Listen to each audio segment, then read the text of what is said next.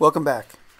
Today I'm going to make a wooden box. It's going to basically become a toolbox for all my leather working tools and all the different supplies that I use when I do leather working.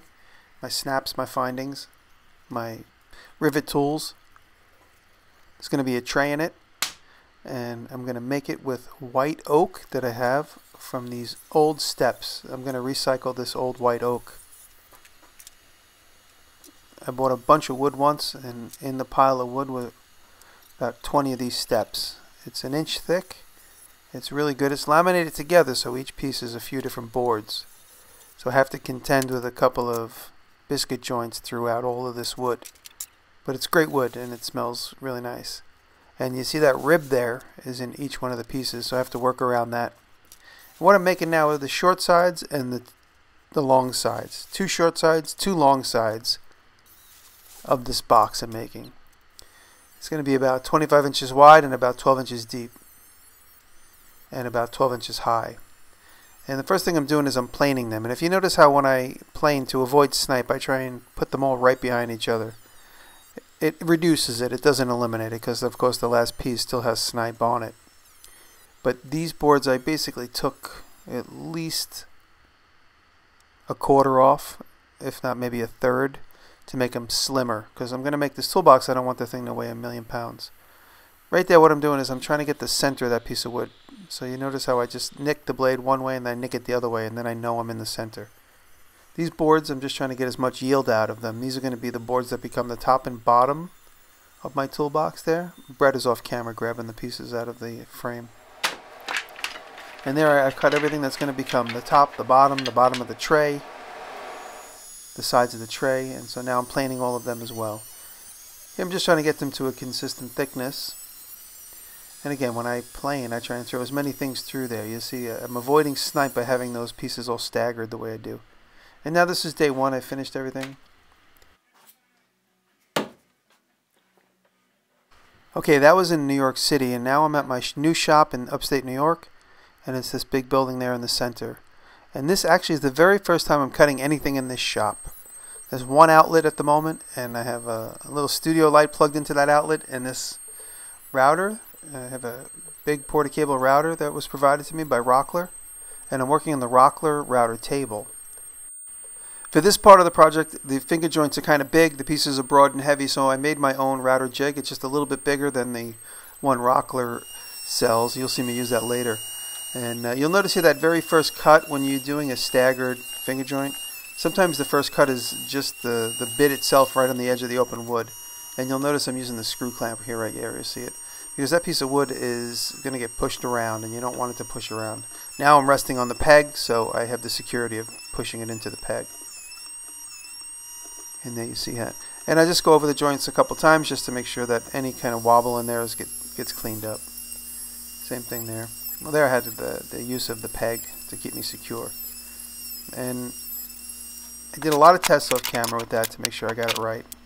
And here I'm using Type Bond 2. I don't like Type Bond 3. It kind of dries weird, but I like the consistency of Type Bond 2 better. And everything just taps together. I like them when they're a little bit snug. You don't want them so snug that you have to hammer them apart and you can't take them apart. You want some room for the glue. Also, if you hammer them together too tightly, you could create some cracks there in the surface. And before I clamp them together, I make extra sure that everything is square. So I'm constantly checking square. And get it all in there. And then I use a wet rag to clean up all of the glue. And here you'll see me, usually I use a shim, a wooden shim. But in this case I use a paint scraper.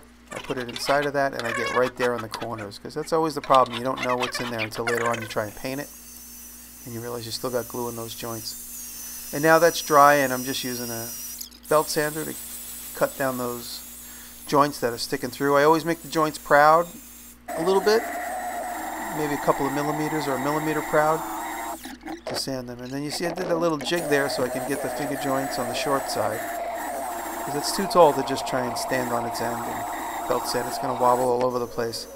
So I lower the whole center of gravity by just putting those stakes of wood sticking off of the table and just resting it right on there. I've done this before.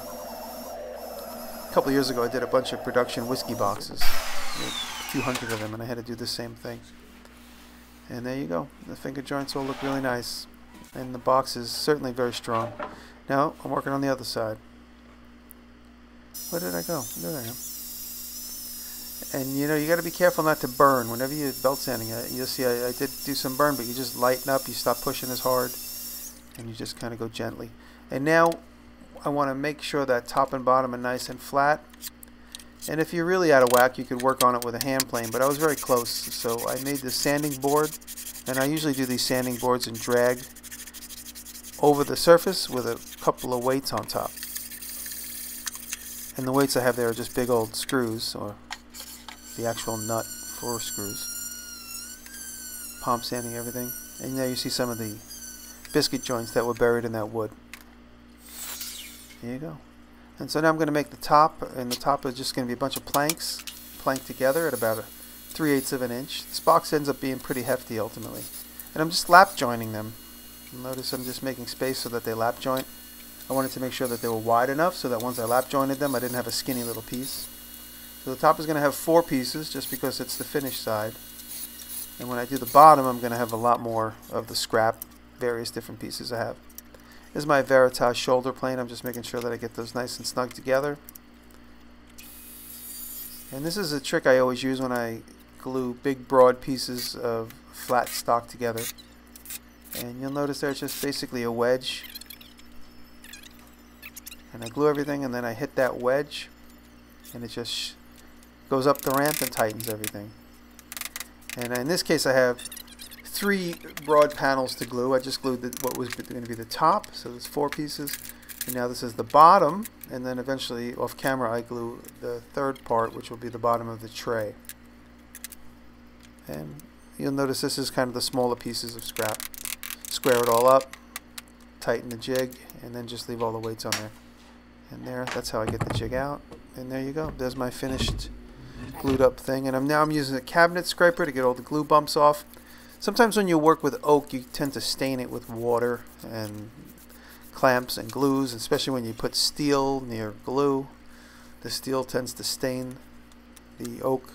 You got to be careful of that because sometimes it goes really deep. So I'm gluing them in place, and then I just put weights on them to hold them in place. And now I'm routering them. You'll notice I'm conventionally cutting, but I'm being very cautious. I don't go back too far.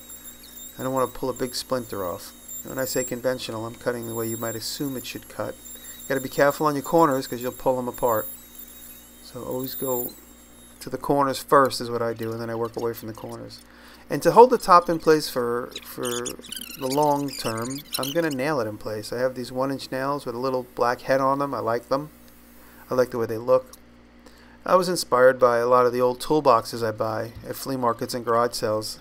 I have probably 25 antique toolboxes. I just like that every single one of them was handmade by the person that carried them. And that sort of was my inspiration here. And this is just a simple box. I didn't want to get crazy like some of the other boxes I've made with big rails around the top and bumpers and stuff. This is just a box that's going to carry some spools of thread, some findings, some rivets, a couple of small tools. But I also like the way the hammer sounds when I speed it up. Let's listen.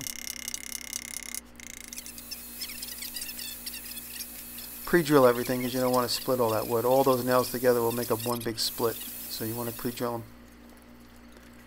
And the way I like to do things is in organized fashion like this, by putting everything in place and then going to the nailing portion, sort of the production side of me.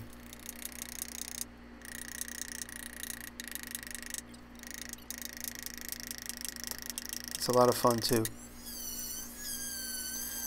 And there you go. And I like the look of the nails. I really like the way that looks. And now I'm going to open my box up. This is going to be the lid. I'm back up in my shop in upstate. I went back and forth between the 2 shops probably 4 times during this build. It's been a busy move. It really takes up a lot of my energy and my time. And now I'm going to cut what's going to become the sides of the tray. And that's my battery operated DeWalt 60 volt. Works great. And now here you see the smaller finger joint jig, and I use it with a 3/8 bit to make the finger joints for the tray. and that's secured to the actual rockler table. I'm cutting it perpendicular to the table groove, whereas before I was using the actual table groove as my slider.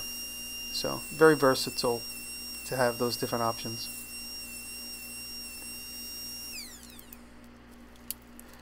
And now here you see me assembling the tray.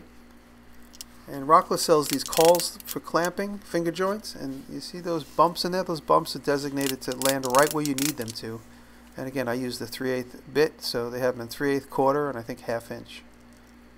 And I'm just making sure I get glue everywhere I need it, and I have a snug fit. You can see that glue pinch out. And there the cauls in place, and then it comes with a ratchet strap.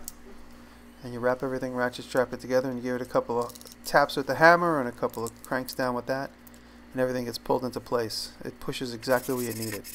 So now I'm back in the city shop, and I'm using that sanding plate is screwed to the table, and I'm using it now to clean up that cut between the top and bottom. I'm getting rid of all the swirl marks from the saw blade. And I don't like to do a hand plane there because you might take out more than you need in a certain spot. You'll see by the end I didn't get it absolutely dead perfect together, which I was hoping to, but at that point it was a little too late in the build. And so now I'm making the pockets for these hinges that you can get at Rockler. These are nice, beautiful, I think they're from Brusso. And whenever you got to remove material, I sometimes am a little too afraid to put a router to the top of this. I'm afraid I'm going to lose control of it. So with this chisel I just remove a little bit at a time. Make sure, and I got to go a little deeper than the actual thickness of the brass on those hinges, because when the hinges are in the closed position there's an air gap between them. So I've got to make up for that air gap. So it's the width of the top and bottom of the hinge plus the air gap. And you'll see later what I do with the air gap. I put a little piece of plastic in there to keep the hinges parallel in space. Always cut the cross grain with a razor blade. In this case I'm cutting with the grain because that's such a skinny little piece. The hinges go just on the inside of that. It ends up being probably about a 1/16, 3/32 thick. And there you go. And I go off to sharpen the chisel, I remember at that point. Now here you see I crazy glued them in place for just a moment, so that's just super glue. And there you see I just put a little bit of plastic in there as a spacer, and then when I open the hinges I take the plastic out. And pre-drill always when you use brass screws, because they will break when you least expect it. In fact, I didn't do it in this case, but sometimes I use a steel screw, drive it in there, that's the same size, then remove it, then put in the brass screw, just to ensure that it doesn't break off halfway in. Even though I drill it, sometimes in oak, you will lose half of a screw into the hole, and then you have no recourse. Especially when you just spent a half hour digging a hole for it, for the hinge itself. Now this is a little bracket that's going to keep the lid open. I'm not sure what that would be called. And this was a little bit of a difficult installation, but I worked out nice. This is a 1/4 inch chisel. I drill the front and back of the pocket I'm going to make, and then I just go to town digging out that pocket with a 1/4 inch chisel. Just try and stay on course. It's not easy for me. I don't really have the delicacy of a fine woodworker. I sort of have the delicacy of a metal worker working in wood. That's why I find it so comfortable working in metal. But here, take a look at that. That's a cool new snap. It works so beautifully. And here I'm using a plunge router, I think for the very first time in my life. With an 1/8 inch bit, I'm pocketing out for those Brusso clips. These things are really the most sexy clips I think I've ever used. They were just so satisfying when you hear that snap.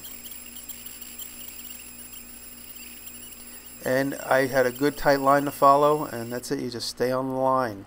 You stay on the line, it's amazing how much it works. And there I am. Those are just snugged in there right now. They're still not glued in. Here I'm just using 2-part 5-minute epoxy, getting them in there, and making sure everything fits, everything feels right. At one point I had to put a piece of tape on it because the lid kept opening, and then I just taken some sawdust and jamming it in any tiny little crevasse that might be around the edge of that while the epoxy dries. Now this is the border for my tray, which I started earlier on in the video. And now I'm going to nail the bottom on, getting that prepped. And I glue the bottom on. Oh, but first I flatten it out first with my sanding thing. That thing comes in handy. You wouldn't believe how convenient that is. You'll notice I had a piece of wood in there because the left and right sides will both had a slight bow in them to the center, so that little piece of wood just kept them separated in parallel. More hammering, which is very satisfying. And I'm feeling the whole time the side to make sure the nails don't poke through. Because if they poke through and I drive them home, it's impossible to get out. So if I feel them poking through, I'll stop. Ooh. Oh, I was so happy at this point because this was a culmination of a lot of work. And you'll notice there I'm hammering with that steel weight. It's the only way to really drive that small nail home in that oak with a steel brick behind it. Now these handles I bought on eBay. They're vintage toolbox handles, and they were sort of rusty gray, so I spray painted them gold. Just using some wipe-on poly right here on everything here. It's nice. And wipe-on poly. And I used a little acetone to get rid of the epoxy around those brass clips. That's why you saw kind of like a little stain there. You'll notice I used the pencil to sort of give me an indication of where that is going to live in the center of this object. Pre-drill everything, and now I'm using the gold paint again. Just a dab on the head of those screws, just to create the illusion that everything is the same tonality. And I heat stamp it with my Tony Verlew heat stamp, and of course there was a divot in the wood, so I'm going back in there with my Sharpie to complete the beautiful hot stamp. And we are done, thankfully. This was a long build because I was going up with it and down with it and up with it and down with it between the two shops. That's why I ended up kissing the box before, because I got to a point where I knew I could see the end of the project. This was a really fun build, and I really like this box, and I just love making my own toolboxes. It's sort of an heirloom project, and somebody somewhere is going to buy that at a flea market in 100 years. Thank you for watching.